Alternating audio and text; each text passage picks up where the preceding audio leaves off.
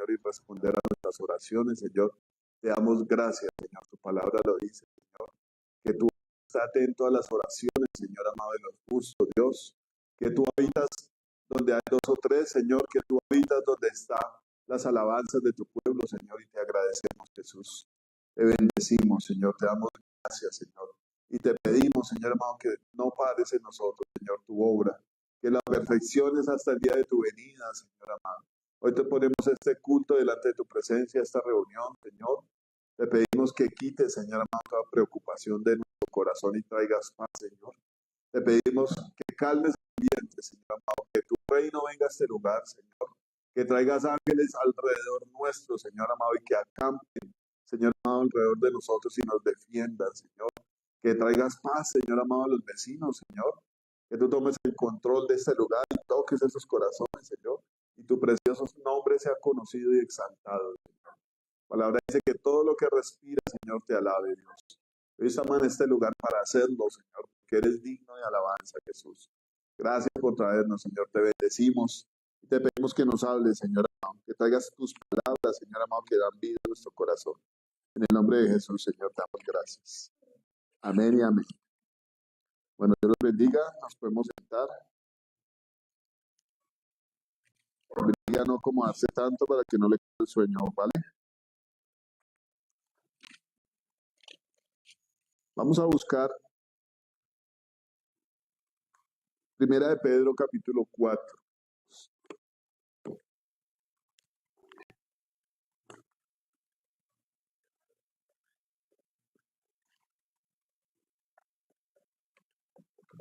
Y antes de leer esta palabra, quiero traer como a la memoria una de las palabras que pronunció el Señor Jesucristo.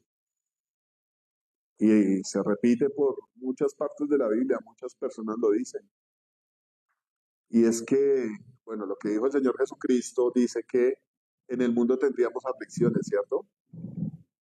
Pero nos pide que confiemos en Él, porque Él ya venció al mundo. Cuando analizamos la palabra que dice el Señor ahí del mundo, nos damos cuenta de que también se pronuncia en otra parte, ¿no? La Biblia dice que habla del espíritu del mundo y habla del deseo de los ojos de la carne y la vanagloria de la vida, ¿no? El espíritu del mundo actúa en estas tres áreas. Y es algo que, bueno, lo vemos todo el tiempo, con lo cual tenemos que combatir y luchar. Pero en estos tiempos se acentúa mucho más, ¿no? El espíritu de la Navidad que trae todas estas cosas, que los deseos de los ojos, los deseos de la carne y la vanagloria de la vida.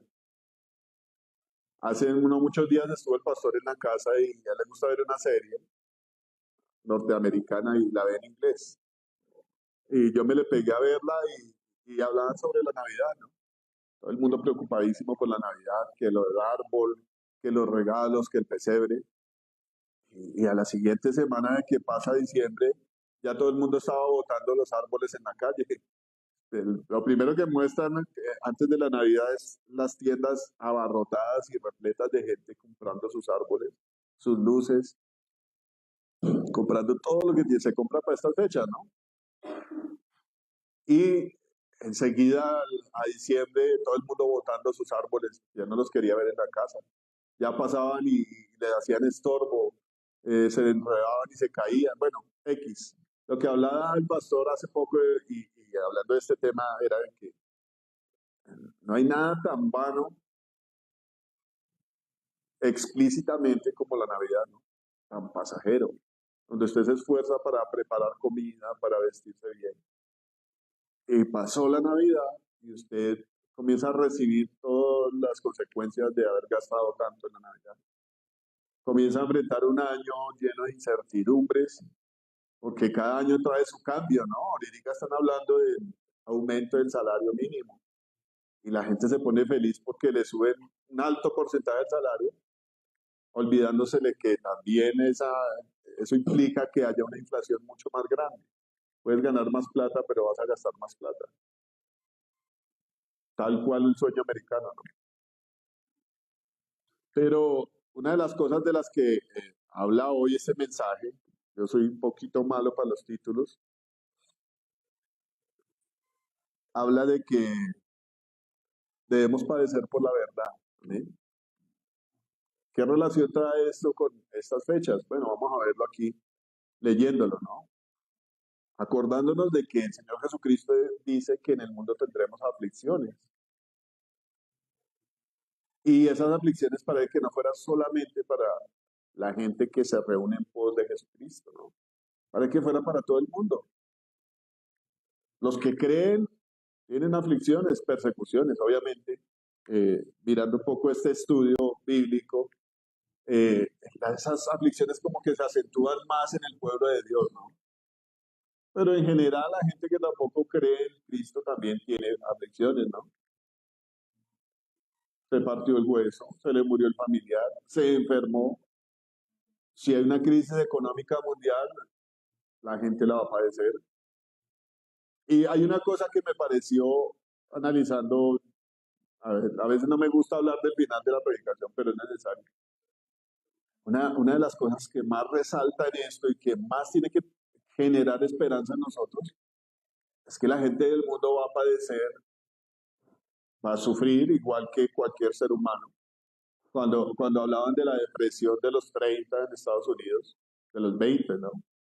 La época de hambre, hubo mucha gente que perdió mucho dinero y se suicidó, se quitó la vida, no soportó poder vivir su vida sin su empresa, sin su dinero. Pero lo que nos debería alentar a nosotros es que nosotros tenemos consuelo. Amén. Todos los que se acogen a Dios al nombre del Señor Jesucristo y sufren penalidades por causa del Señor, tenemos consuelo. Dice aquí en Primera de Pedro, capítulo 4, versículo 1. Dice, puesto que Cristo ha padecido por nosotros en la carne, vosotros también armados del mismo pensamiento. ¿Qué dice? Que nosotros también tenemos que tener el mismo pensamiento. El Señor Jesucristo sabía que iba a sufrir. Los lectores de la Biblia, ¿qué opinan? Todo el tiempo lo decía, ¿cierto? La Biblia decía que, bueno, los judíos tenían por costumbre subir a las fiestas a Jerusalén, ¿cierto? Y el Señor Jesucristo cada vez que subía a una fiesta, Él comenzaba diciendo a sus discípulos, bueno, ya la semana final de la Pascua, por todo el camino estaba diciendo a los discípulos, el Hijo del Hombre va a ser entregado en manos de los hombres y va a ser torturado, va a ser, bueno, el Señor les explicaba todo. ¿Qué tal le parece a usted llevar una pena solo? Que no tenga ni siquiera usted con quién compartir y decir, y me está pasando esto. ¿Qué hago? Y es lo que el Señor manifiesta a sus 12 que estaban con él, ¿cierto? Me va a pasar esto. Bueno, inevitablemente la palabra de Dios dice que esas palabras estaban encubiertas a los discípulos. Pero el Señor estaba en angustia, ¿cierto? Y lo estaba compartiendo con los discípulos. Pero va a resucitar al tercer día, ¿cierto? Una de las cosas que nos suele pasar a nosotros es ver todo el asunto que tenemos que enfrentar, verlo incompleto, ¿cierto? Nos centramos en la desgracia, en el padecimiento, en el dolor, en el pobrecito yo, en el por qué yo no y los otros sí. Y nos olvidamos de la bendición que puede acarrear ese sufrimiento. La Biblia dice que en el momento en que el Señor Jesucristo estaba muriendo en la cruz de Calvario, y en esto comparto mi pensamiento, que es difícil de comprender esto. Dice la Biblia que Él miró el fruto de su aflicción y se gozó. Y yo digo estas cosas, bueno, en el momento de la cruz, en esa escena de la cruz, es inexplicable para nosotros, ¿no? Azotado, desangrado. ¿Alguna vez alguna persona ha sentido aquí, alguien que haya tenido un accidente, haya tenido una cortada profunda? Sentir como se le dan las fuerzas porque se está desangrando, está perdiendo la presión.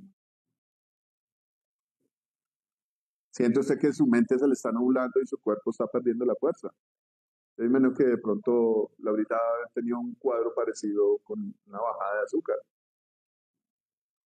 El Señor Jesucristo estaba golpeado totalmente, ¿no? La cruz del Calvario. Se estaba asfixiando, dice los científicos, los forenses, que una de las causas de la muerte del Señor Jesucristo fue la asfixia, ¿no? Por la posición en la que estaba. Tenía su corona de espinas en la cabeza y añádale usted el mundo espiritual que lo estaba atormentando. Añádale el dolor que él sentía de que su pueblo, el que era su pueblo, el que él había escogido y el que él había salvado muchas veces, se estaba burlando de él. Uy, a mí eso me pareció muy doloroso y comienza uno a comprender el lamento del Señor, el dolor del Señor. En el Salmo 69 él comienza a decir que los príncipes comenzaron a burlarse de él cuando estaba en la cruz del Calvario y a menear la cabeza y a decir cosas, ¿no? Ah, usted se encomendó a Dios, pues dígale a Dios que lo baje la cruz. Usted ama a una persona y de esa persona ha recibido desprecios, malos tratos, grosería. ¿Cómo duele eso en el corazón, no? Que usted tenga la mejor intención, que usted tenga todas sus energías y las ponga en función del bienestar de una persona y reciba un mal pago, un desprecio. Pues en ese momento el Señor Jesucristo estaba recibiendo eso. Pero él no se quedó mirando el dolor. La Biblia dice que él miró el fruto de su aflicción y se gozó. Una cosa que uno ve imposible en un momento difícil, ¿no? Gozarse. Y uno diría, ¿cómo es que en un momento tan terrible como este, que obviamente ningún ser humano pudo haber pasado ese momento, solamente el Señor Jesús? Muchos dirán, bueno, muchos fueron crucificados, ¿cierto? Habían dos ladrones al lado. Y aparte de eso, los romanos eran expertos en crucificar. Hace poco estaba leyendo la historia de un emperador romano y hablaba de que este tipo, para infundir miedo en las rebeliones y en el mismo pueblo romano que se rebelaba a veces contra el Senado y quería tomar el poder por la fuerza, el tipo crucificó una cantidad de personas por un camino que dirigía a Roma. El camino, la vía más importante, creo que era la vía Apia. Yo leo, pero a veces no tengo la retentiva para los nombres. Y el tipo crucificó alrededor del camino una cantidad de gente y describían en este acto que ellos dejaban a la gente crucificada hasta que se las comían los animales ahí, los chulos, los gusanos. Usted puede imaginarse a qué olía ese camino. Y esto lo hacía el hombre para infundir miedo a todo aquel que quisiera levantar una sedición, una rebelión contra Roma. Qué perversidad tan impresionante, ¿no? Entonces sí, hoy vemos muchos crucificados. Incluso la Biblia dice que el apóstol Pedro fue crucificado. Pero cuando usted comienza a estudiar la Biblia, cuando comienza a adentrarse y su alma y su espíritu quieren saber algo más profundo de lo que saben todas las personas acerca de la vida de Cristo, uno comienza a quedar como impresionado de todo lo que hizo Jesús. No fue solo morir en la cruz. Aquí el apóstol Pedro dice que aún él fue y le predicó a los espíritus que estaban presos en las tinieblas. Entonces, ¿qué me dice esto? Que el Señor Jesucristo bajó al infierno y estuvo allá los 3 días, ¿cierto? Y estuvo enfrentando cosas terribles. Y leyendo la palabra, resulta que uno de los temores de Cristo en la cruz de Calvario, ¿cuál era? Que, que el Padre lo hubiera abandonado, ¿cierto? Y uno dice, ¿por qué causa? Porque la fortaleza del Señor Jesucristo era hacer la voluntad del Padre y agradar al Padre. Y uno dice, bueno, el Señor Jesucristo lo hizo todo perfecto. Le hizo caso al Padre y agradó al Padre. Lo agradó hasta el punto de morir en la cruz, ¿cierto? porque la Biblia dice eso. Allá pues este sentir en vosotros que hubo en Cristo Jesús, el cual siendo en forma de Dios, no tomó el ser igual a Dios como cosa que aferrarse, sino que más bien se despojó de todo y se humilló, se hizo hombre y se humilló hasta la muerte y muerte de cruz. Esa fue la forma en que el Señor agradó al Padre, para traernos salvación a nosotros, ¿cierto? Pero entonces él dice, la angustia era, Padre, Padre, ¿por qué me has abandonado? Leyendo los salmos me di cuenta de que el Señor Jesucristo tomaba el pecado nuestro como el de Él, algo muy característico de los hombres de Dios, ¿cierto? ¿Qué hizo Daniel cuando oró a Dios? ¿Qué hacían los profetas, los, los, los, los libertadores del pueblo de Israel cuando oraban a Dios? Hacer ese pecado de toda la nación como el de ellos, ¿cierto? ¿Qué decía Daniel? Aunque era un hombre justo, hemos pecado. Él se contaba ahí, ¿cierto? Y me sorprendió esto, en los salmos dice que Dios lo abandonó por el pecado, por la locura de él.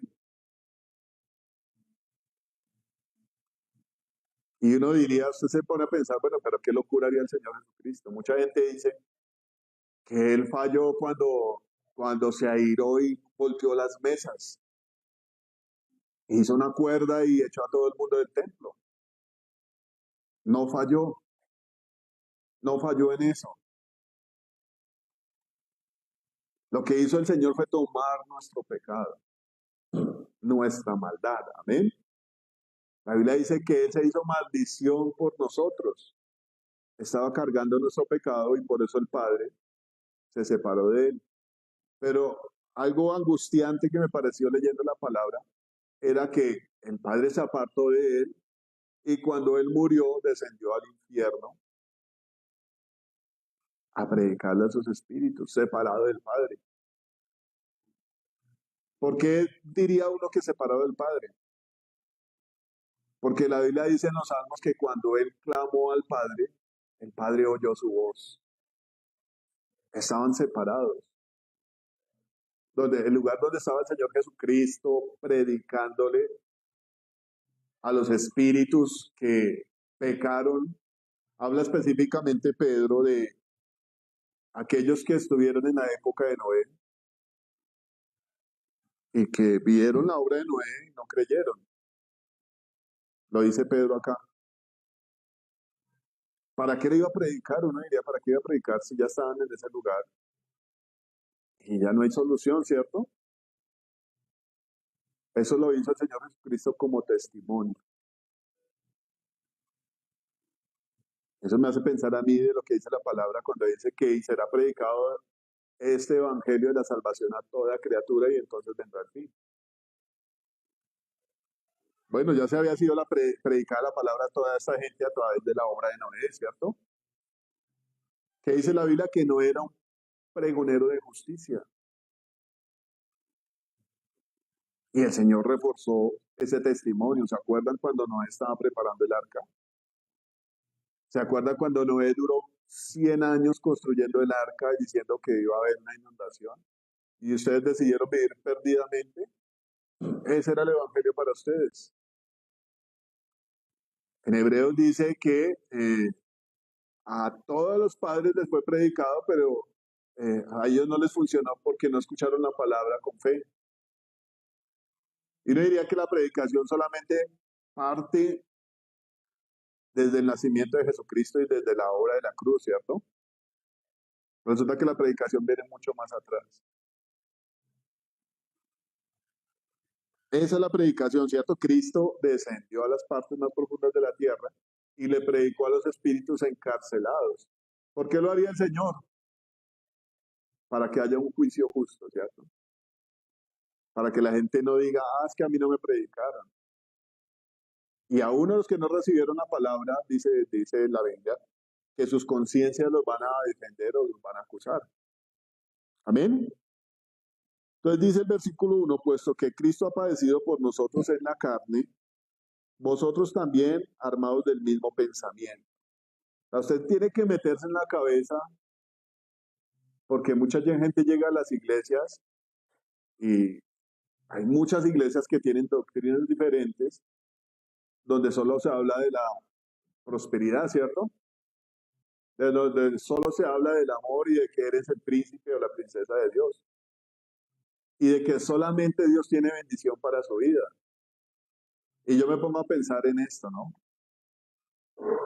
Críe usted un niño dándole todo lo que él quiere. Todo lo que el pelado le pida, usted déselo.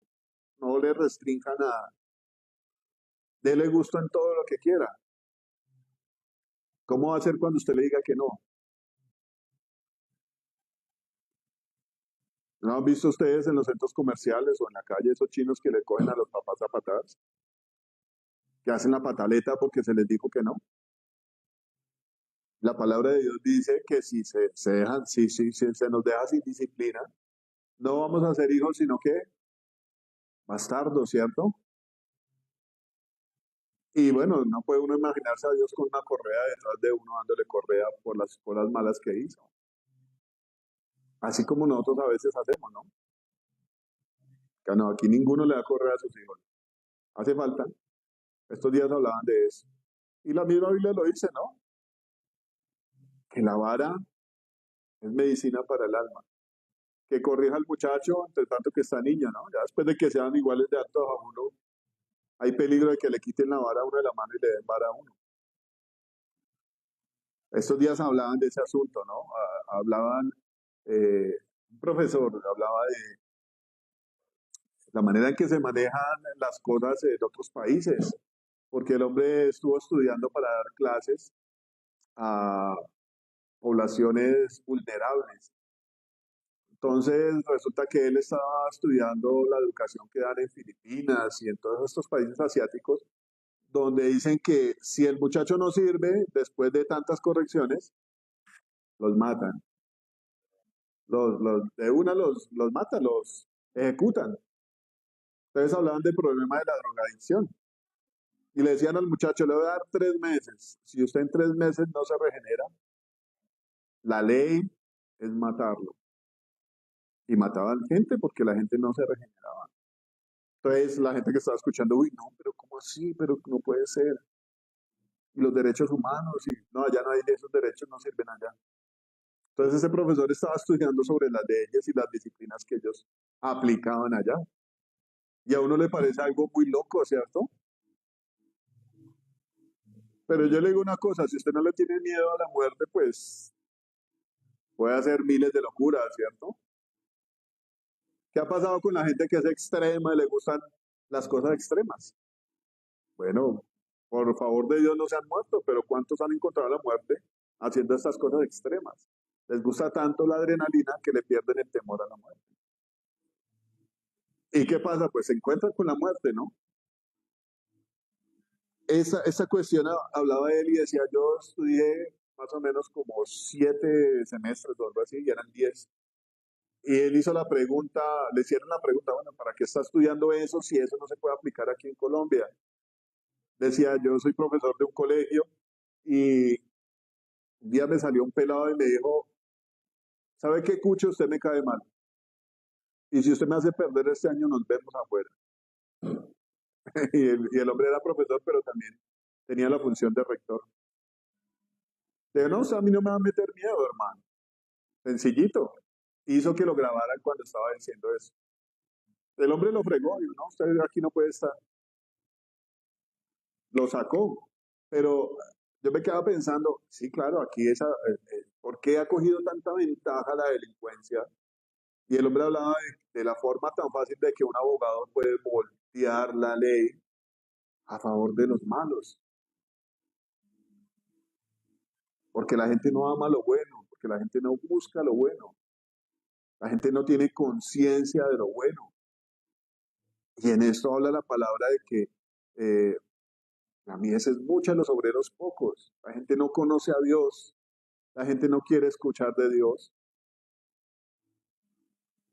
O más bien la palabra diría, bueno, ¿cómo creerán si no hay quien les predique, no? ¿Cómo predicarán si no son enviados? La gente necesita escuchar de Dios. Pero ahora como iglesia yo me pongo a pensar, ¿Por qué nosotros no lo hacemos? Yo ayer iba en un bus ahí pensando, oiga, la sociedad le da más miedo a hacer lo que es bueno que lo que es malo. ¿No se pone usted a pensar en eso? ¿Usted le da miedo decirle a alguien, oiga, recoja su papel? Porque la gente puede sacar o agredirlo verbalmente o físicamente. Entonces, se queda usted con ese temor de hacer lo correcto, mucho más en las cosas de Dios. Se queda usted con temor de predicar porque de pronto lo van a enfrentar y no se hacen las cosas de Dios. Y leyendo la palabra de Dios dice que los cobardes no heredarán el reino de los cielos. Oh, hijo de madre, ¿en dónde está uno situado? ¿Le da uno miedo a hacer lo que es de Dios? ¿Le da a usted miedo a hacer lo correcto? Entonces, ¿quién lo va a hacer? Y mira uno a Jesucristo, que aunque hubo un momento donde tuvo temor, o yo digo que quizás varios, porque uno dice que la cruz del Calvario, donde el Señor le daba miedo que el Padre lo abandonara, Él lo manifestó, ¿cierto? Pero también habla de un calvario, de un monte, se me olvidó el nombre del monte donde Él estaba orando, el Getsemaní, donde Él estaba angustiado, le estaba pidiendo al Padre que si era posible pasar a esta copa de Él. Tuvo temor, pero hizo lo que tenía que hacer. Y eso me vuelve a los salmos. Me gustan mucho los salmos porque son oraciones y canciones donde se refleja Jesucristo. Donde él tenía, dicen algunos salmos muestran que él tenía que enfrentar cosas terribles, persecuciones, hombres que lo querían matar, estaba rodeado de gente que conspiraba contra él y eso fue lo que pasó. Los reyes, los sacerdotes, los principales sacerdotes, escribas, fariseos, saduceos, celotes, todos querían matar a Jesús, pero él confiaba en una cosa, dice los salmos, ¿no? Él confiaba en Dios. Él confiaba de que Dios lo iba a librar de todos sus enemigos, ¿cierto? Léase los salmos y los va a ver no como una canción de esa de los ríos de Babilonia en inglés por ahí en la discoteca y va a decir, ay, sí, esa canción está en la Biblia. No, habla de cosas que tienen que ver con nuestra salvación. Y él decía, yo confío en que tú vas a defender mi causa, por mi justicia, decía el Señor Jesucristo, por la limpieza de mis manos. Él actuaba justamente, ¿cierto? Y aunque padeció en la carne, él hablaba de la salvación de Dios, de que no iba a dar su alma en el Seol por su justicia, ¿cierto? Aunque hubo temor en algún momento porque solo el Señor sabía qué era lo que tenía que enfrentar. Nosotros leemos y presumimos que lo sabemos, ¿cierto? Que él iba a enfrentar la muerte, la tortura, el desprecio de la gente, los escupitajos y morir en la cruz. Hasta ahí sabemos nosotros. Pero lo que él enfrentó en el infierno, no lo sabemos nosotros. Las cosas que él tuvo que soportar por 3 días en el infierno, no las sabemos nosotros. No están escritas acá. Amén. Entonces dice que nosotros tenemos que tener este pensamiento. No podemos llegar engañados a una iglesia cristiana. Aunque aquí ya somos, la mayoría de todos nosotros ya llevamos bastante tiempo, pero no nos podemos enfocar en que la vida cristiana es solo armonía, solo cosas bonitas. Dice aquí el apóstol que tenemos que tener el pensamiento de que vamos a padecer en la carne. Y además de eso, más adelante dice que es una obligación para derrotar el pecado. ¿De dónde se manifiesta el pecado? De nuestra carne, ¿cierto? ¿Qué es lo que lo hace caer a usted en pecado? La concupiscencia que hay en su corazón.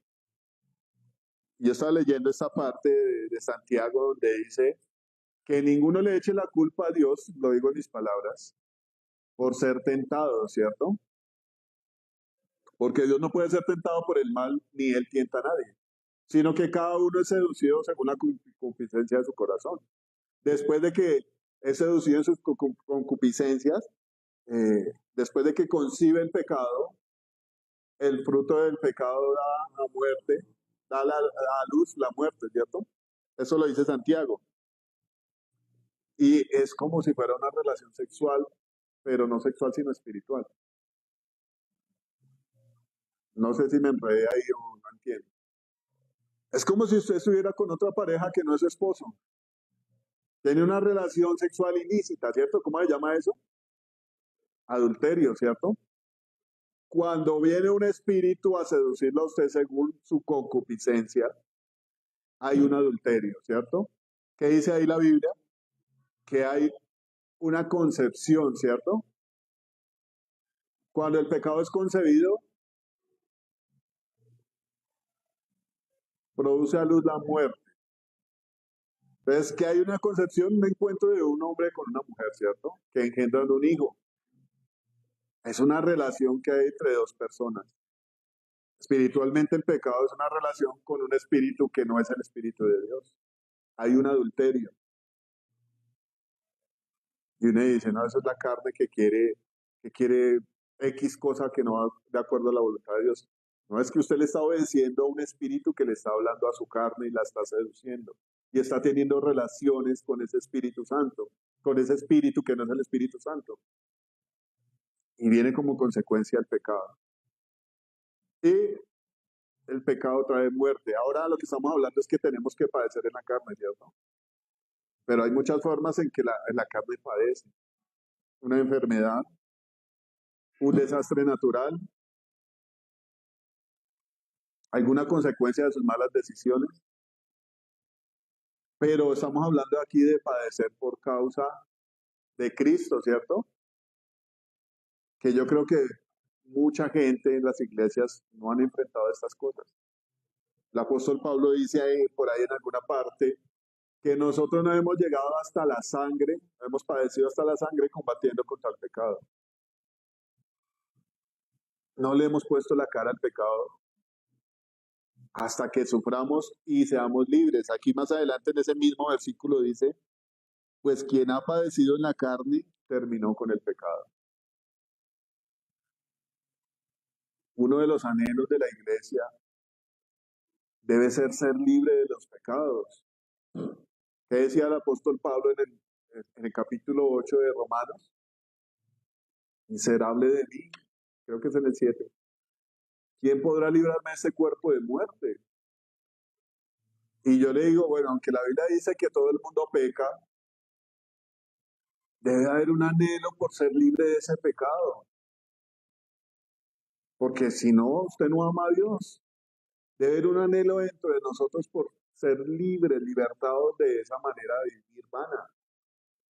De ser diferentes, no solo lo digo por el hecho de ser diferentes a los demás, sino por tener una comunión con Dios. Porque cuando usted peca, el Espíritu Santo se aparta.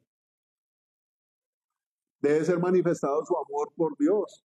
Y en esto se diferencia los que son de Dios y los que no son de Dios.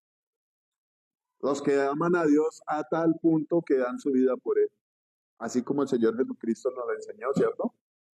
Y no solo Él, apóstoles y muchos otros dieron su vida por Jesús. Daniel, todos los profetas, los tres amigos de Daniel, que dijeron, no, no podemos adorarlo, rey. Eso va en contra de nuestra fe. Preferimos morir en ese horno. Si Dios no nos salva, ahí nos vamos a morir. Pero no lo podemos adorar a usted. ¿Usted ha considerado que tenemos que llegar a ese punto? ¿Lo piensa en algún momento? De su día a día, tengo que dar mi vida por Dios. Tengo que morir por causa del Evangelio. No sabemos cuándo venga el Señor Jesucristo, pero la Biblia nos dice que tienen que haber algunas cosas que se tienen que manifestar primero, ¿cierto? La apostasía, la manifestación del hijo de perdición, y eso no ha pasado hasta este momento. ¿Quién sabe cuándo aparezca? ¿Usted cree, bueno, hablo a los más mayores acá, usted cree que de pronto unos 10 o 15 años eso pase? O bueno, la pregunta sería, ¿que usted esté vivo cuando eso pase? Le hablo a los mayores, ¿no? Hasta la venida de Jesucristo. Mientras tanto tendremos que enfrentar muchas otras cosas. ¿Está preparado? Mire que si hiciéramos una encuesta de la gente que lee el Apocalipsis, mucha gente no lo lee porque le da miedo. Si usted le pregunta a alguna persona, no, a mí me da miedo el Apocalipsis, porque trae juicio, ¿cierto? Y una de las cosas que más esclaviza a la gente es el temor. Usted puede tener muchas capacidades físicas, de pronto no sabe artes marciales, pero se ha hablado de que en ciertas ocasiones peligrosas, yo no sé si usted ha leído, algunas veces hubieron accidentes donde hubieron niños que quedaron debajo de un carro. Y llega la mamá y levanta el carro y saca al pelado. No conocemos nuestras capacidades en algunos momentos, ¿cierto? Pero no me refiero a esto hablando de nosotros mismos. Todo ese temor a veces viene porque no conocemos a Dios. No lo conocemos, no escudriñamos, no nos vamos a lo profundo. Yo en estos días, yo sé que eso viene de Dios, he sentido como el deseo y el anhelo de querer saber más de Dios, de ser una persona experta en la palabra. Hay gente que es experta en muchas cosas, ¿no? En lectura, en lectura de cualquier libro. Ayer me dejó impresionado ese profesor de cálculo, un tipo berraco para las matemáticas. Y hay gente que es experta en muchas cosas, pero lo que nos concierne a nosotros para tener salvación eterna es ser expertos en la palabra, en conocer a Dios. Porque en los momentos de angustia de los salmos, el salmista confiesa, pero tú me salvarás, tú escucharás la voz de mi fuego. Tú me sacarás de este hoyo, me pondrás en una roca firme. ¿Por qué el salmista decía eso? Porque Abraham decidió sacrificar a Isaac. Que a todos dicen, no, pero el ángel lo detuvo y no lo sacrificó. La Biblia dice que ya había tomado la decisión en su corazón. ¿Pero por qué decidió hacerlo? No solamente por eso. Hebreos nos dice que Abraham sabía que Dios podía levantar a Isaac aún de entre los muertos. ¿Conocía a Dios o no lo conocía? Abraham sabía quién era Dios. Y Dios nos da esa oportunidad a nosotros de conocerlo a Él. Por más de que usted tenga las 10.000 ocupaciones y no le quede tiempo. Pero ¿por qué pasa esto? Porque no está Dios de primera, ¿cierto? La Biblia dice, busquen a Dios, su reino y su justicia, y todas las demás cosas vendrán por añadidura. Y la Biblia es un claro ejemplo de esto. Alguna vez yo hablé aquí de una muchacha que le fue ayudante de Yuri, y la china era una china atea, era una barrista de millonarios, y era terrible. Se fue a estudiar en la universidad y le decían, el profesor de administración, creo que estaba estudiando, mamita, lea la Biblia. Y la china decía, no, yo soy atea, yo no quiero leer nada de la Biblia. Es que le decía, es que yo no quiero que usted crea en Dios o no crea en Dios. Yo lo hago es para que usted mire quiénes fueron los mejores administradores. Y hablaba de Abraham y Isaac, los más ricos de Oriente, dice la Biblia, ¿cierto? Cuando pone uno a Dios de primeras. Pero hay un conflicto entre nosotros que nos da temor hacerlo. Nos da temor hacerlo de Dios, hablarlo de Dios. Que porque qué puede pensar ese de mí, que estoy loco, que soy aburrido porque no voy a las fiestas, porque no participo en los chistes verdes, me van a despreciar porque soy cristiano. Una de las cosas que más padece el que es cristiano es de soledad. Y yo pienso que también a veces eso viene de parte de Dios, para que usted se ocupe en Dios, aproveche el tiempo en Dios. Nada más molesto que me ha pasado a mí, que es que preciso usted se va a sentar o a leer o a orar, lo llama a su amigo, lo llama que necesito este favor, que necesito esto, lo otro. Eso va a pasar. Y una de las cosas que hacía Jesús era irse para los lugares desiertos. Y él decía, en la serie me gusta porque lo muestra, necesito pasar tiempo con el Padre. Pero ¿qué es lo que no nos deja hacer esto? El temor de padecer en la carne. ¿Qué es? Bueno, hay muchas manifestaciones de padecer en la carne. Y específicamente voy a hablar de estos tiempos porque estamos en estos tiempos. Que ella nos hablaba Laurita de una reunión que hacen en la empresa o varias reuniones que hacen en su empresa, donde uno ya sabe a qué lo van a invitar, ¿no? La rumba, la fiesta, pasemos chévere. Es una fiesta de integración, no sea amargada, no sea... Sí, ¿cierto? Pues no Tomás está con nosotros. Uno ya sabe para qué se presta el ambiente, ¿cierto? Mira lo que dice aquí la Biblia.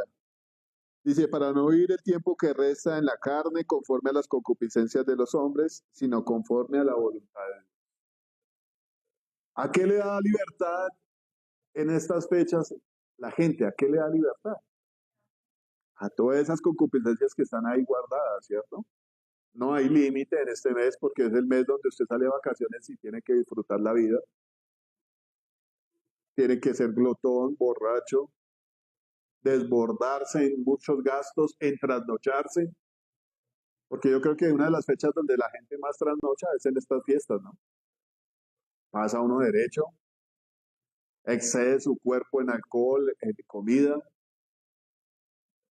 ¿Qué hace la gente? Quemar pólvora, una cantidad de cosas irracionales, ¿sí o no? Y dice aquí, para no vivir el tiempo que resta en la carne conforme a las concupiscencias de los hombres. Dígame una cosa, si usted es cristiano, yo soy cristiano, ¿por qué tenemos que andar al son de los demás? Aquí está hablando de andar conforme a las concupiscencias de los hombres. ¿Quién lo obliga a usted? Nadie le está poniendo una arma, ¿sí o no? Pero si usted hace lo de lo que tiene, lo que concierne a Dios, lo que tiene que ver con Dios, ¿quién se va a alegrar? Dios, ¿cierto? Y no lo va a respaldar a usted. A decir, uy, este igual se está guardando para mí. Uno de los significados de la palabra santo es apartarse, ¿cierto? Se está guardando para mí. Y esto trae padecimiento, no podemos decir que no. Ay, no, los demás me rechazan por ser cristiano, me resbala. Eso afecta, eso duele. La Biblia dice que aún los de la familia de uno, los más cercanos, lo pueden rechazar por esto, ¿cierto? Dice la Biblia, los primeros enemigos serán los de su casa. A veces uno cree que todo el grupo familiar es cristiano, pero usted se decide realmente querer buscar a Dios profundamente y la hipocresía que todavía hay en uno comienza a decir, "Pues, pero un ratico, venga, a toda la iglesia, a toda hora". Esas cosas se manifiestan cuando usted quiere buscar a Dios realmente. Le puede parecer aburrido a alguna persona que esté andando como por niveles más superficiales. Y si usted quiere buscar a Dios profundamente, va a tener ese choque. Amén. Entonces, eso comienza a traer padecimiento en la carne. Ahora va algo más profundo. El pecado que hay en uno, si uno no lo somete a Dios, pues definitivamente va a apartarse de Dios, ¿cierto? Pero si lo somete, ¿qué va a comenzar usted a hacer? A padecer en su carne, ¿no? La Biblia dice que, hablando el apóstol con a la iglesia, dice que por cierto tiempo tuvieron que padecer luchando en sí mismos, una lucha interna que hay entre el alma y la carne. ¿Se acuerda que el Señor Jesucristo dijo esto? Entre el espíritu y la carne, perdón. El Señor dice, y pondré enemistad entre el espíritu y la carne para que ustedes no hagan lo que quieran. Hay una lucha interna. O dígame si es fácil dejar el pecado.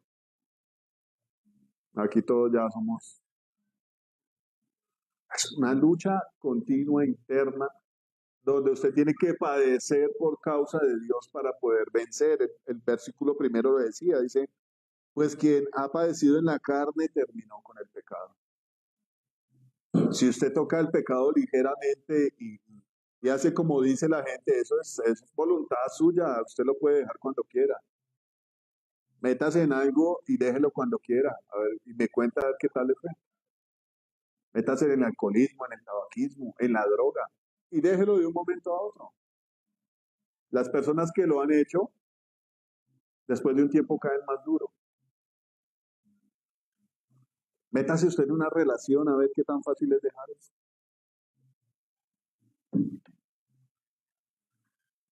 No, yo lo dejo cuando yo quiera. Ya no tenemos nada más. Y la limpieza de su corazón, de su mente, la restauración de la relación con Dios. ¿Cómo es eso? ¿Es fácil?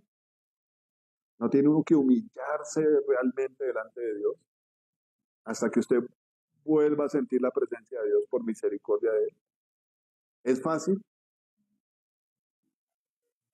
No es fácil, ¿cierto? Hay una lucha donde usted tiene que padecer, donde usted tiene que someter su carne a hacer la voluntad de Dios. Y es algo que usted no lo puede hacer solo. Usted necesita que Dios lo fortalezca. El apóstol Pablo oraba esto y decía que él oraba y le pedía a Dios para que la iglesia fuera fortalecida del hombre interior por el Espíritu Santo, para poder vencer ese pecado, para que el corazón fuera libre. Amén. Dice, baste ya el tiempo pasado para haber hecho lo que agrada a los gentiles. A quién agrada uno cuando tiene es temeroso y medroso? Comience usted desde que es pequeñito. ¿Qué le dicen los papás? No vaya por allá, mi hijo, no, no se suba a eso, no haga esto. Se crea un temor en el corazón y usted deja de hacer muchas cosas. Entonces, lo primero que hace un bebé es agradar a los papás, ¿cierto? Cuando el bebé crece ya puede ir al colegio, tiene que agradar a los profesores. Puede haber gente buena, puede haber gente mala, ¿cierto? Cuando usted está en el colegio comienza a agradar al niño o a la niña que le gusta, ¿cierto? Más bobo usted compartiéndole sus once a una china y que de pronto no lo quiere. Y ojalá que sea una china bien abeja, gásteme esto, gásteme comienza usted a agradar a la niña y comienza a hacer cosas que no van a su favor, ¿cierto? ¿Qué pasa con la gente que cae en el alcohol o en las drogas? Es porque llega un amigo y le dice, tome, venga, pasemos la bacano. Comienza usted a agradar a toda esta gente y termina con una vida destruida. Muchas veces uno no estudia, no hace las cosas que lo pueden llevar adelante por darle gusto a otra gente. Eso pasa en la vida común y secular, ¿cierto? Ahora piense cuántas locuras hizo usted por agradar a las personas y desagradó a Dios. Tenemos una lucha con la gente que está por fuera. Una lucha que tenemos que tener en mente y tenemos que tomar un desafío, como dice aquí el primer versículo, que tenemos que armarnos del mismo pensamiento. Si yo soy de Cristo, voy a padecer en la carne, pero el Señor no lo deja ahí solamente.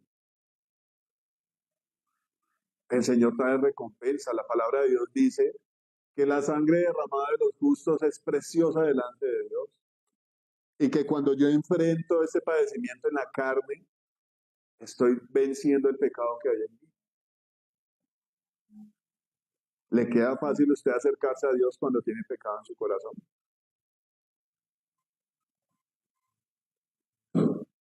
La Biblia dice que busquemos estar bien cuando venga el Señor Jesucristo y no seamos de los que huyen de Él avergonzados. Tenemos una pelea que pelear contra nosotros mismos. Yo no le estoy diciendo que usted le diga, uy, qué cristiano tan aburrido es usted, qué persona tan fastidiosa. No lo vaya a coger a golpes, no, señor. La lucha no es con ellos.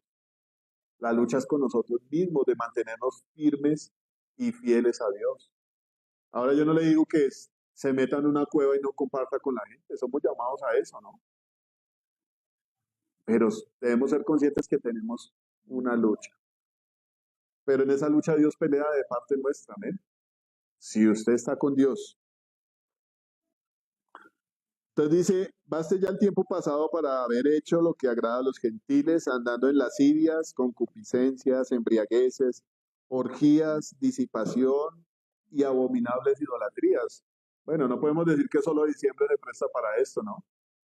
Yo no sé cuántos hayan tenido una vida bien loca antes de venir al cristianismo. Yo puedo decir que parte de mi vida fue un poquito desordenada. Dice que ya no debemos andar en esto. A esto les parece cosa extraña que vosotros no corráis con ellos en el mismo desenfreno de disolución. ¿Qué dice la gente cuando uno no corre al son de ellos? Ah, este es más aburrido, es más bobo. No le gusta pasarla bueno. La mujer se la monta, vea. Le toca hacer lo que dice la mujer. Y una cantidad de cosas dice la gente porque no participamos en esa locura ya, ¿cierto? Y os ultrajan, pero ellos darán cuentas al que está preparado para juzgar a los vivos y a los muertos, porque por eso también ha sido predicado el Evangelio a los muertos, de lo que estamos hablando ahorita, para que sean juzgados en carne según los hombres, pero vivan en espíritu según Dios. Mas el fin de todas las cosas se acerca. Sed pues sobrios y velad en oración, y ante todo tened entre vosotros ferviente amor, porque el amor cubrirá multitud de pecados. Debemos ser conscientes nosotros, según estas palabras, que tenemos una lucha contra nosotros mismos. Amén. Y yo creo que a veces uno posterga ese confrontamiento con el pecado que hay en uno. Y lo que es ignorarlo o no hacerle caso nos causa separarnos de Dios. Alguna gente lo ve como un estancamiento, ¿no? Estoy estancado en mi vida laboral, estoy estancado en mi vida sentimental, estoy estancado en mi vida espiritual. ¿Qué hago? Y esas cosas pasan porque uno no enfrenta las cosas y les da solución, ¿cierto? Si usted tiene su pareja y no habla de las cosas que están mal, va a haber un distanciamiento, ¿cierto? Eso va a pasar. Algo que me pasó a mí fue estancar mis estudios. Y cuando uno los va a retomar, se da cuenta que ha perdido mucha capacidad, mucha comprensión, ha perdido muchas cosas. Y seguramente ha perdido muchos logros por no haber hecho las cosas como uno debería hacerlas, ¿no? Le ha tocado padecer mucho. Una persona que no estudia, ¿qué le toca hacer? Trabajos forzosos, ¿no? Cargar bultos, llevar a los perros a pasear, ser mecánico, gran cantidad de cosas. Pero cuando Dios lo llama a uno a hacer las cosas y uno las hace para Él, va a tener recompensas, ¿sí o no? Esto pasa cuando uno ignora lo que tiene que hacer. Amén. A mí me espera una lavada de loza terrible en la casa porque no la hice en el momento que era. Y se acumula y se acumula y se acumula, ¿cierto? La cosa después es más difícil. Pero cuando estamos con Dios hay esperanza. Amén. Entonces dice el Señor, enfrente su pecado. Y hay algo muy bello de parte de Dios, y es que Él nos va dando una por una, ¿cierto? ¿A usted se ha sentido acumulado de pecados en algún momento y los ha enfrentado todos al tiempo? Si más con uno a veces tenemos para ser oprimidos, dolidos. Imagine donde vinieran todos al tiempo, ¿no? Que Dios le muestra a usted qué hay en su corazón. Yo hasta hace poco entendía eh, lo que dice la palabra, que uno no se conoce ni uno mismo, que uno habla de cosas que cree que no están en uno, pero cuando Dios le muestra, oiga, sí, eso está en mí. Y no es tan fácil como yo pensaba. Es una locura donde ese mismo pecado, dice la Biblia, que nos mata. Es como si el mandamiento de Dios hiciera que el pecado se avivara y ya uno no ve que ese pecado está en otras personas y, uy, terrible esa persona como es, sino que está en uno y es una cosa gigante en la cual yo tengo que morir y pedirle a Dios que me resucite. Y no solo eso, pedirle a Dios que me dé fuerzas para morir a ese pecado. Ahí es donde usted pone en balance si ama a Dios o ama el pecado. Y nosotros ya sabemos lo que dice la Biblia en cuanto a la paga del pecado, ¿cierto? ¿Qué es? muerte. Y aunque pase lo que dice la Biblia, donde dice Pablo, miserable de mí, ¿quién podrá librarme de este, de este cuerpo de pecado? Dios nos invita a que no nos quedemos ahí. Amén. Hay que morir a ese pecado. No sé con quién tuve esa conversación hace poco. De decir, no hay otra manera. No hay otra manera de decir, tengo pecado y voy a dejar de pecar por unos 4 o 5 días. Hay que enfrentarlo, dice aquí. Hay que padecerlo. Hay que llevarlo a la cruz del Calvario. Oiga, con razón el Señor dice esto, ¿no? Que quiera venir en pos de mí, agarre su cruz y sígame. Niéguese a sí mismo, tome su cruz y sígame. Y es un ejemplo claro, ¿no? No había otra opción. El Rey del universo lo hizo porque no había otra manera de hacerlo. Amén. Cuando usted es el jefe, no vayan a lavar los baños, ¿cierto? Usted manda a otro. Pero cuando usted se da cuenta de que no hay quien lo haga y depende del bienestar de esa empresa, que usted sea un líder, el que enseña, usted va y lo hace, ¿cierto? Para que los otros aprendan cómo funciona la empresa. De la misma manera, el Señor Jesucristo vino y padeció en la carne, lo dice acá. ¿Para qué? Para vencer el pecado. Dice aquí, el que ha padecido en la carne, terminó con el pecado. ¿Hemos padecido en la carne? Muchas veces, ¿cierto? Y uno se pone a pensar, ¿y cuántas cosas padece una persona? ¿Está en Cristo o no está en Cristo? Allá tenemos unas patinadoras que se dan unos fiestazos, aquí otro patinador, y padecen, ¿cierto? Se raspan, se fracturan, y lo hacemos por cosas que van a pasar en algún momento. Cuando ustedes tengan 30 años, yo creo, ya no van a patinar. Hasta ahí llegó el deporte. Si lo hacen por afición de pronto. En algún momento eso se va a acabar. Pero las cosas de Dios duran para siempre. Amén. Tenemos esa lucha por delante. La Biblia dice que el Señor no nos deja solos, que el Señor sabe tener compasión de nosotros porque Él fue tentado en todo, pero sin pecado. En todas las luchas, en todas las tentaciones, el Señor le dijo a la carne, no, lo padeció. En estos días estaba leyendo un artículo de un científico chino que le dieron un premio porque el hombre descubrió que cuando una persona ayuna, hace que las células se coman esa basura que no puede expulsar el cuerpo. Hay basura en el cuerpo, ¿no? Cuando usted ayuna, ese ayuno hace que esa basura se la absorba la misma célula. ¿Cuántos aquí ayunan? Alce la mano. Bien. ¿Y qué tal si lo hiciéramos todos? Ay, no, a mí me da miedo porque ¿qué tal que me desmaye por ahí? Le tiene uno temor a muchas de las cosas que Dios le pide que haga. ¿Cuántas personas necesitan escuchar el Evangelio por ahí en la calle? En donde uno estudia, muchas veces, ¿cierto? Le da uno temor, no, ¿qué pensará este de mí? Ya no me va a ver con los mismos ojos. Ya no va a ser amigo de él. ¿Cuántas palabras de aliento tiene Dios en el corazón de uno para compartirle a la gente? Ay, no, es que a mí me da pena. Tenemos temor a padecer cosas en la carne por causa del reino de los cielos. Amén.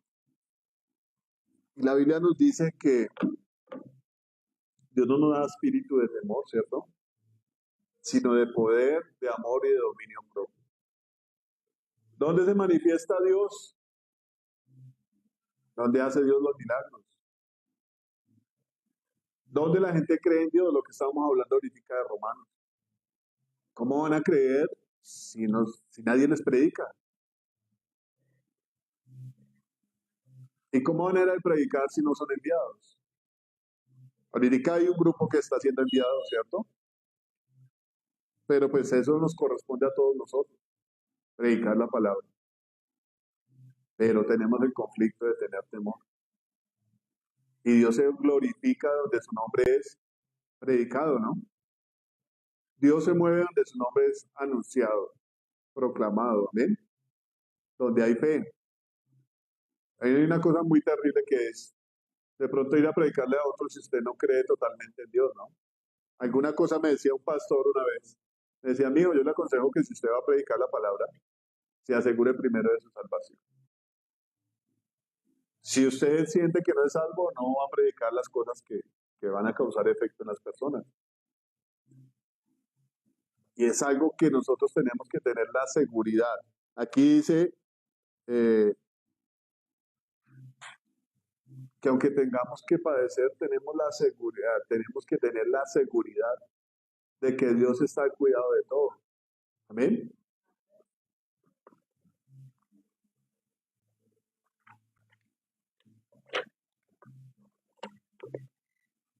Quiero que busquemos una cita que está en Job 42.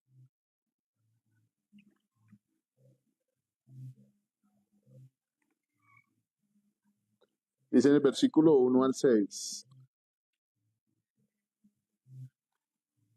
Dice, respondió Job a Jehová y dijo, yo conozco que todo lo puedes y que no hay pensamiento que se esconda de ti. Job le está hablando a Dios, ¿no? ¿Quién es el que oscurece el consejo sin entendimiento?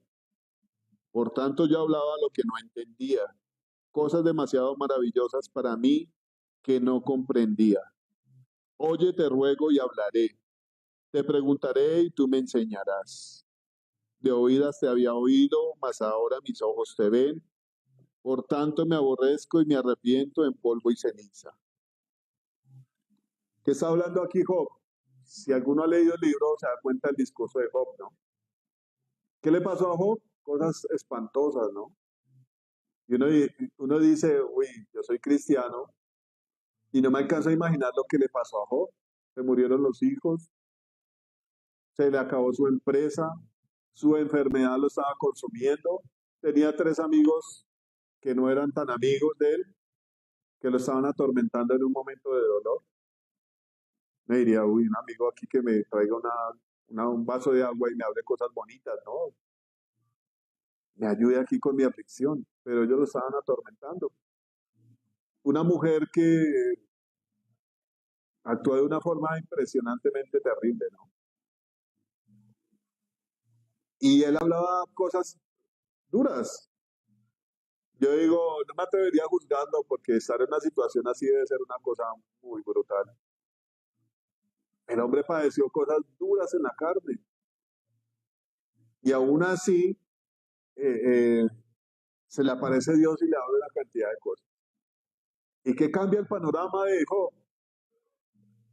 ¿Qué cambia la actitud de Job? Cuando uno ve todo ese discurso tan lleno de dolor, el hombre maldijo el día en que nació y él decía, pero yo no hice nada, yo soy un hombre piadoso. En algún momento llegó a decir que Dios era duro con la gente. Usted me acuerda de la película de La cabaña cuando al hombre le toca juzgar a Dios, ¿no? No, yo no puedo juzgar a Dios. Uno cree que está bien, pero de un momento a otro Dios le muestra la realidad y uno definitivamente no es así. Y aquí se le aparece Dios y le da un discurso impresionante que uno dice, no, pues ¿qué le va a reclamar uno a Dios? El que hizo el universo, el que formó todo lo que existe. Yo esta mañana me ponía a pensar y la palabra de Dios dice que si alguno no cree en Dios, vea la creación, vea todo lo que está hecho, el sol, la luna, las estrellas, el agua, los animales. Mire su cuerpo. Aunque no le guste porque es gordito o porque no es tan atractivo, mire la función de un ojo, de la huella digital. Mire esa perfección. No conocemos al que hizo todas esas cosas, no somos conscientes del poder que tiene Dios para hacer todas las cosas. Usted se pone a pensar cómo funcionan los celulares, cómo funciona el lente de la cámara del celular cuando hace zoom o cuando se aleja. Todo eso es inspirado en el ojo, ¿cierto? Las funciones que tiene el ojo. Eso lo creó Dios. No estoy diciendo que el celular, su ojo, su mano, la perfección que tiene, las venas, y los científicos siguen descubriendo cosas más profundas en el cuerpo humano. Lo que hablábamos de este tipo que decía que cuando usted ayuna, su mismo cuerpo absorbe la basura. Amén. Entonces dice aquí después de que Dios habló con Job y le dijo, yo soy este. No soy ese que usted, de que usted está hablando, que le gusta ser duro con las personas. Soy este que hizo todas estas cosas. ¿Y qué hizo Job? Yo creo que Job aún estaba en su dolor, ¿cierto? Cuando se le apareció Dios a hablar, rascándose con un casco el pellejo allá, sangrando seguramente, y todavía con su corazón lleno de dolor y de angustia, y ofendido con los amigos porque lo acusaban de pecado. Después de escuchar el discurso, después de que Dios apareció en el panorama, dice Job, confiesa Job que no conocía a Dios, que había escuchado cosas de él. Pero mire el contraste que hay entre este hombre que actuaba de esa manera, porque la Biblia dice que Job confesó que Dios confesó que Job era perfecto. Y cuando vamos a este versículo dice, solamente por haberlo oído. Job actuaba de esa manera solamente porque había escuchado cosas de Dios. Seguramente tenía parte escrita de la Biblia, digámoslo así. Aunque muchos dicen que el libro de Job fue antes de Moisés, no hay claridad en esto. Pero solamente con haber escuchado quién era Dios, tenía un comportamiento ejemplar. Y dice Job, yo había escuchado cosas sobre ti, mas ahora mis ojos te ven. Se le olvidó el dolor, se le olvidó la angustia. Amén.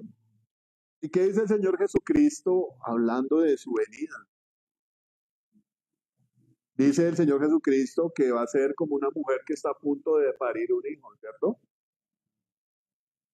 Está hablando de un dolor que muchas de aquí ya saben cómo es, ¿cierto? Chévere, relajado. Dice que viene la angustia por causa de los dolores. Y hay angustia y dolor cuando tenemos que enfrentar la carne. Realmente nos damos cuenta que no podemos. ¿Cuántas de ustedes cuando tuvieron el primer hijo sintieron que no eran capaces de tenerlo? Que era algo muy difícil, ¿cierto? Dolor impresionante.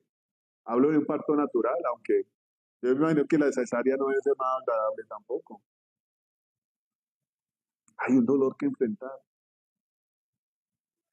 Pero después de que Job se encontró con Dios, después de haber pasado tanta angustia y tanto dolor, vino lo que decía el Señor Jesucristo. Después de que nace el niño, hay alegría en el mundo, porque vino un hombre al mundo, ¿no? Y se olvidan los dolores que se tenían antes. Después de que Job pasó todas estas cosas y tuvo un encuentro con Dios, viene alegría a la vida de él. Dice, de oídas te había oído, mas ahora mis ojos te ven. Ese es el anhelo de un hombre de Dios, ¿cierto? Poder ver a Dios. Por tanto me aborrezco y me arrepiento en polvo y ceniza. ¿Cómo cambia la situación cuando Dios aparece, no? ¿Qué está diciendo él? Que él era justo y que era injusto lo que le estaba pasando. Que Dios le daba aflicción a los hombres y que a los ricos les daba bendición. Y después de proclamarse justo, ¿qué pasó a hacer después de tener un encuentro con Dios? No, yo no estoy en nada, viejo. Toda la gloria es de Dios. Después del discurso que Dios le da, él dice, más bien me callo, voy a poner aquí el dedo sobre mi boca. Me arrepiento en polvo y ceniza. ¿De qué se arrepentía? Después de tener un encuentro con Dios, se dio cuenta que el hombre no es nada.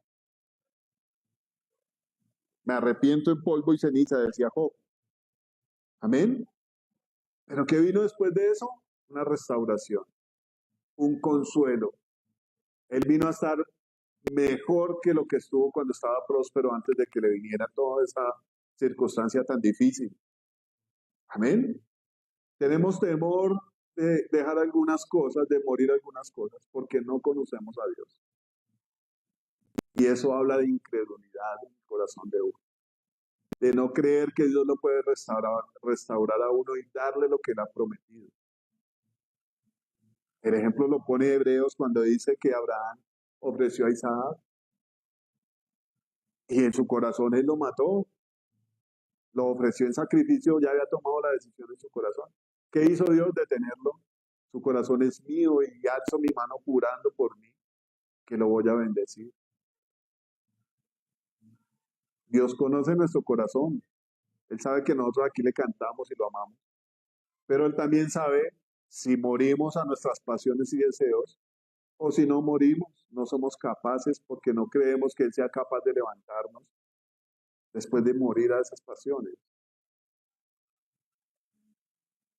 No podemos diezmar porque creemos que nos va a faltar la plata y no nos va a alcanzar. Cuando la Biblia dice que traiga los diezmos al alfolí y haya alimento en mi casa y pruébenme ahora en esto, si no voy a abrir las ventanas de los cielos y voy a derramar hasta que sobreabunde. Esa parte la escuchamos, pero no la creemos, ¿cierto? Porque es que contamos los billetes y apenas está para los gastos. Pero no creemos o no nos acordamos lo que dice la Biblia, que Dios es el dueño del oro y la plata. Y Él la da a quien Él quiere. No alcanzamos a creer en esa parte, ¿cierto? No alcanzamos a creer que después de la muerte va a haber una resurrección. Le tenemos miedo a esto. Obviamente el dolor es terrible, pero ¿cómo vamos a conocer la mano de Dios si no pasan cosas así? Amén. Tenemos que dejar ese temor de pensar que Dios nos va a dejar ahí postrados. La Biblia dice que si 7 veces cae el justo, el Señor lo levantará, ¿cierto? Dice aquí consuelo, bueno, hablando de palabras de consuelo, 2 Corintios 4:14.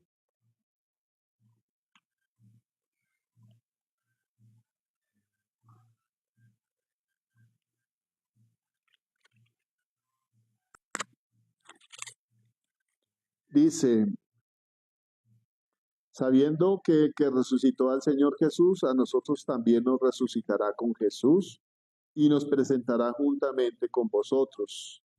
Porque todas estas cosas padecemos por amor a vosotros, para que abundando la gracia por medio de muchos, la acción de gracias abunde para la gloria de Dios. Esto lo escribía el apóstol Pablo, ¿cierto? Seguramente el hombre en algún momento tuvo miedo de morir. Y la Biblia nos cuenta que el Señor lo escogió a él como un instrumento para nosotros los gentiles. ¿Y qué le dijo?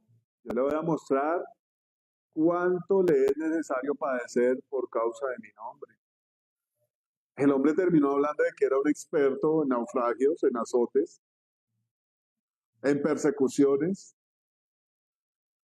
Era un experto, ¿no? De hecho, el hombre decía, yo tengo en mi cuerpo las marcas de un apóstol, como los de ahora, ¿no? De pronto un tatuaje. Eso es morir por el Señor, amén. ¿Y qué decía el hombre? A mí me impresiona, yo creo que son cosas del Espíritu Santo. Al hombre lo apedrearon, creo que fue en Listra, y parece que alcanzó a fallecer. El Señor lo revivió y volvió a entrar a la ciudad. La Biblia habla de los apóstoles cuando el Señor Jesucristo le tocó irse de Jerusalén porque lo iban a apedrear, ¿no? Y él estaba por allá en cierto sitio y le dijo a los apóstoles, vamos nuevamente a Jerusalén. ¿Qué le dijeron los apóstoles? Los judíos procuraban matarlo y usted nos quiere que vayamos allá otra vez.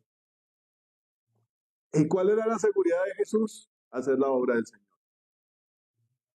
El que anda de día no tropieza, decía el Señor. Mas el que anda en tinieblas tropieza. Es nuestra actitud, ¿cierto? Vamos a ver unos 2 versículos más y ya terminamos, ¿vale? Bueno, uno nomás. Dice Primera de Tesalonicenses 4:13 al 16.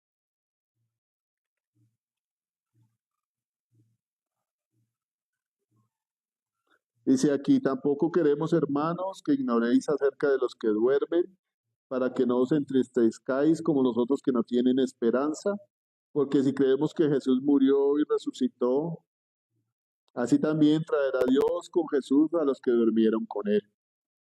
Por lo cual lo decimos esto en palabra del Señor, que nosotros que vivimos que habremos quedado hasta la venida del Señor, no precederemos a los que durmieron, porque el Señor mismo con voz de mando, con voz de arcángel y con trompeta de Dios descenderá del cielo y los muertos en Cristo resucitarán primero.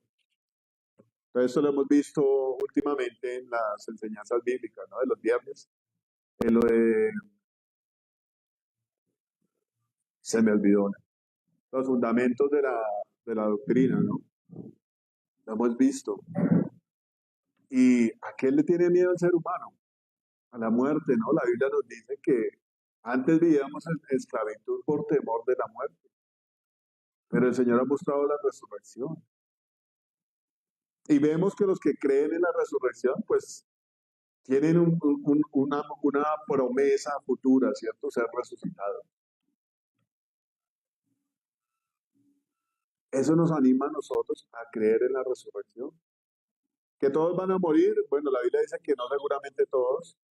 Cuando venga el Señor Jesucristo, muchos van a estar vivos y van a ser transformados. Ayer hablaba el pastor sobre que él creía que los que están vivos en la venida del Señor Jesucristo y van a ser transformados, en algún momento van a morir. Consecuente a lo que dice la Biblia, que la carne y la sangre no pueden heredar la vida eterna, ¿no? Y él decía, yo pienso que mueren y resucitan rápidamente. Que la carne tiene que morir, ¿cierto? Y la persona tiene que ser transformada. Bueno, eso es un misterio. A lo que yo voy con este último versículo es que una de las cosas que más le tiene el ser humano miedo es a la muerte. Y nosotros somos conscientes que si morimos sin Cristo, la cosa va a ser fatal, ¿cierto? Pero si morimos con Cristo en el corazón, la Biblia nos habla de la resurrección, ¿cierto? Jesús dice que Él es la resurrección y la vida. Amén. ¿Cuántas obras de resurrección hizo el Señor Jesucristo mientras estuvo caminando en el cuerpo, en la tierra? Por lo menos 3, ¿cierto?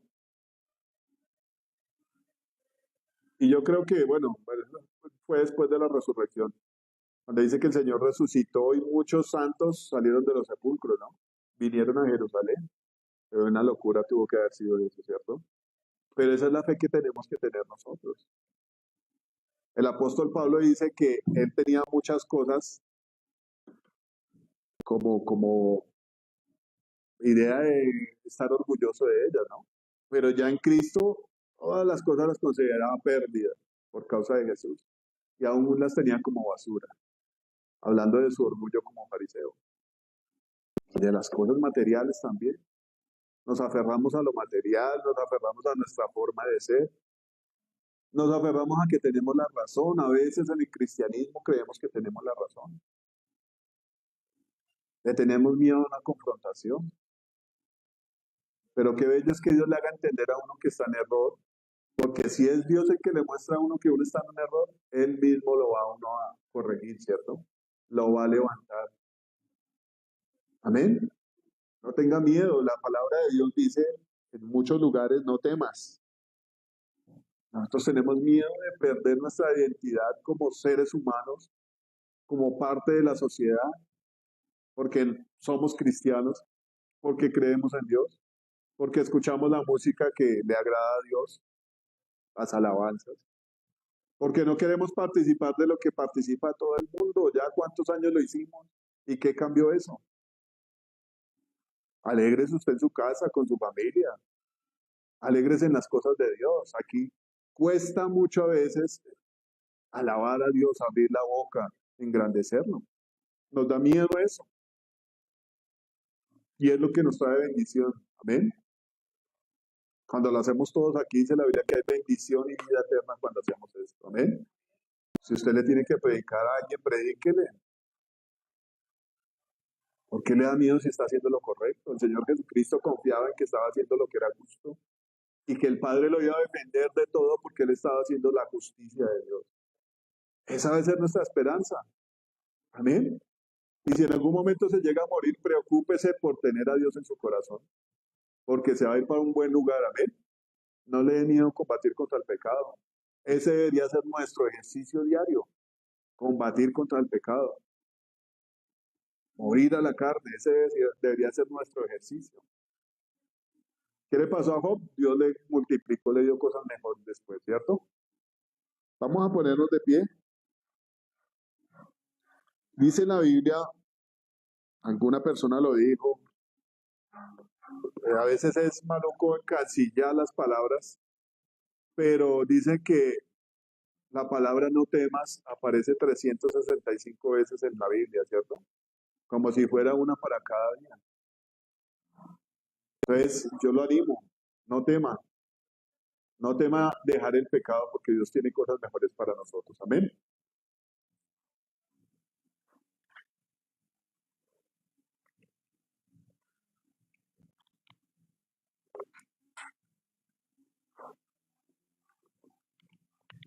Creo que nos va a pasar lo que le pasó al pastor en el matrimonio.